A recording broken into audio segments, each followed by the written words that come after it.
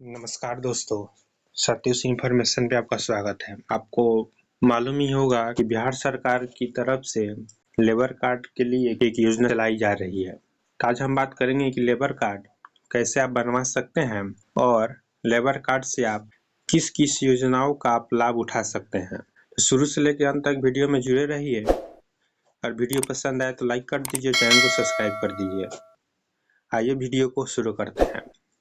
आपको labour card का official website पे आ जाना है और यहाँ पे आप स्कीम पे आ जाइएगा। इस ऑफिशियल नोटिस यहाँ पे लेबर कार्ड का आ चुकी है। यहाँ पे आप देख सकते हैं कौन कौन लेबर कार्ड बनवा सकता है। तो यहाँ पे स्पष्ट लिखा हुआ है भवन एवं अन्य सनिमार्ग कार्य के लिए। जैसे बिहार राज्य में निर्माण कार्य में निम्न कोटि के असंगठित कामगार आते हैं। असंगठित मतलब वैसे व्यक्ति जो किसी संगठन में उनका कार्य ना होता हो, जैसे कि 10 दिन यहाँ काम कर लिए और फिर उनका कार्य का कोई लिमिट नहीं रहता है, जैसे कि उसमें कोई लिमिट ना हो। जैसे 5 दिन यहाँ काम कर लिए फिर उनका काम खत्म हो गया, किसी के मतलब संगठन में नहीं आता हो, वही लोग लेबर कार्ड बनवा सकते हैं। तो कौन कौन आ सकता है आप यहाँ पे देख सकते हैं। जो भवन निर्माण एवं सड़क निर्माण में संलग्न अकशुलित कोटि के कामकाज ये आ सकते हैं। जो भवन निर्माण करते हैं और सड़क निर्माण करते हैं वो अपना लेबर कार्ड बनवा सकते हैं। जो राजमिस्त्री होते हैं जो घर बनाते हैं वो करवा सकते हैं। राजमिस्त्री का है जो हेल्पर होता है, जो राजमिस्त्री का हेल्पर होता है वो कर सकते हैं। बढ़ई होते हैं, लोहार जो पेंटर होते हैं वो भी करवा सकते हैं। भवन में बिजली एवं संलग्न कार्य करने वाले इलेक्ट्रीशियन हो गए। जो भवन में जो फर्श बनाते हैं वो भी करवा सकते हैं। फर्श या फ्लोर टाइल्स जो कार्य करने वाले मिस्त्री होते हैं या उसके सहायक जो हो गए वह भी करवा सकते हैं। सेटरिंग या लोहा बांधने का कार्य करने वाले भी करवा सकते हैं। गेट ग्रिल जो होता है और जो वेल्डिंग करते हैं उसमें कार्य करने वाले भी करवा सकते हैं।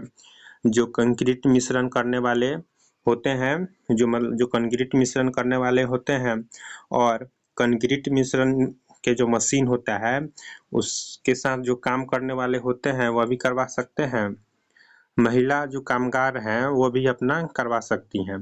गारा मिक्स ढोने का जो कार्य करती हैं वह भी बनवा सकती हैं। रोलर जो चालक होते हैं वह भी बनवा सकते हैं। सड़क पुल एवं बांध निर्माण वाले भी मजदूर जो होते हैं वो करवा सकते हैं। सड़क पुल या बांध का भवन निर्माण में विभिन्न आधुनिक यंत्रों को चलाने वाले मजदूर होते हैं। जो सड़क हो गए, पुल हो गए और बांध, इस सब में जो आधुनिक मशीन आई है जो मशीन को चलाते हैं वह भी अपना लेबर कार्ड बनवा सकते हैं। बांध पुल या सड़क के भवन निर्माण के कार्य में लगे जो चौकीदार हैं वह भी करवा सकते हैं। भवन निर्माण में जल प्रबंधक का जो कार्य करते हैं, जो प्लम्बर हो गए, फिटर हो गए, ये सब भी करवा सकते हैं।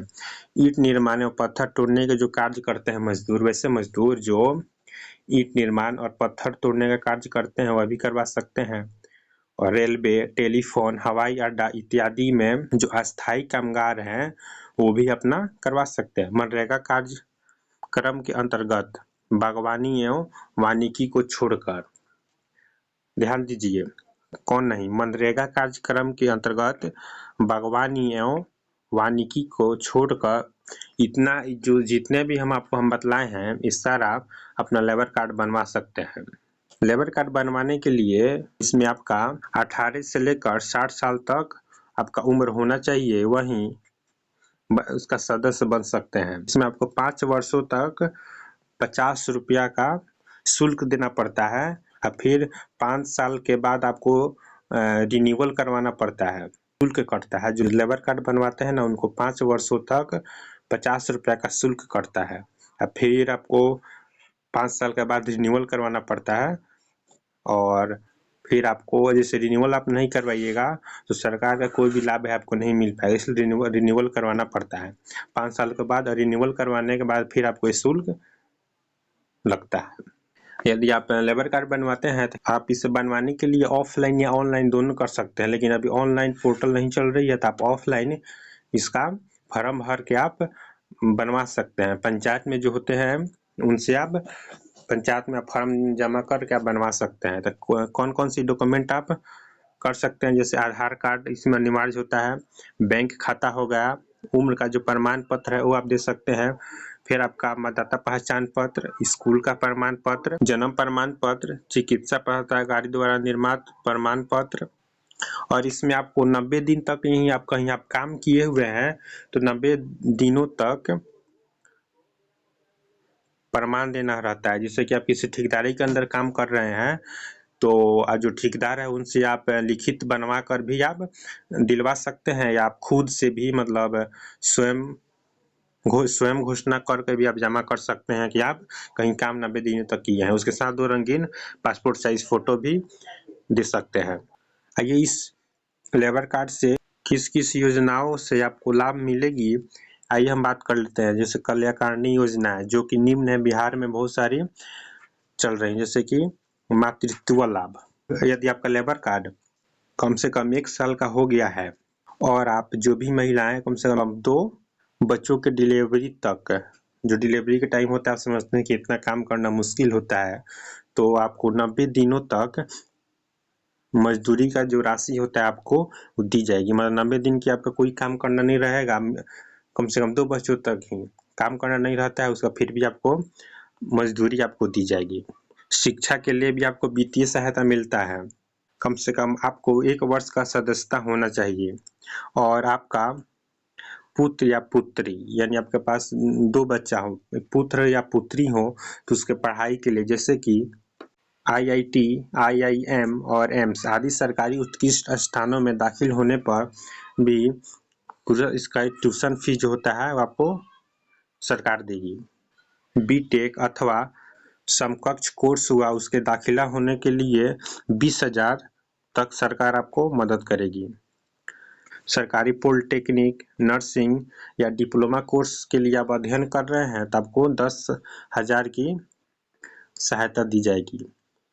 यदि आप सरकारी आईटीआई कर रहे हैं तो उसके लिए आपको मुफ्त 5,000 की राशि हेल्प के लिए दी जाएगी। एक बार और आपको हम बतला दें, आईआईटी या आईआईएम और एम्स कर रहे हैं तो उसके दाखिला के लिए फीस, ट्यूशन फी, और आप बीटेक कर रहे हैं तो उसके लिए 20,000, और सरकारी पॉलिटेक्निक और नर्सिंग के लिए 10,000 और सरकारी आईआईटी के लिए 5,000 की मदद की जाएगी। यदि 1 वर्ष तक आप सदस्यता रहता है, यदि आपका 1 साल तक बना हुआ लेबर कार्ड हो गया है तो आपको अधिकतम 2 संतानों तक ही बिहार सरकार की तरफ से किसी भी बोर्ड से 10वीं या 12वीं परीक्षा में 80% या उससे अधिक अंक प्राप्त करने पर 25,000, 70% से 80% अंक प्राप्त करने पर 15,000 तथा 60% से 70% तक अंक प्राप्त करने पर 10,000 तक की लाभ प्रदान की जाएगी। इससे विवाह के लिए भी वित्तीय सहायता दी जाती है। जो पुरुष या महिला है अगर 3 साल तक इसका सदस्य बने रहते हैं, 2 पुत्रियों को ही शादी के लिए 50,000 तक का विवाह वित्तीय सहायता दी जाएगी। लेकिन वैसे श्रमिक जो दूसरी शादी किए हुए हैं तो उनको इस सहायता का प्रावधान नहीं दिया जाएगा। साइकिल क्रय योजना का भी आप लाभ ले सकते हैं। यदि आपके पास कम से कम 1 साल का सदस्यता है, साइकिल का रसीद उपलब्ध कराने पर आप अधिकतम 3500 तक आपको इसका राशि आपको दी जाएगी। औजार क्रय योजना, प्रशिक्षण संबंधित औजार आपको कम से कम 15,000 इसके सहायता के लिए आपको दी जाएगी। भवन मरम्मती अनुदान योजना भी 20,000 तक राशि आपको इसमें मदद की जाएगी।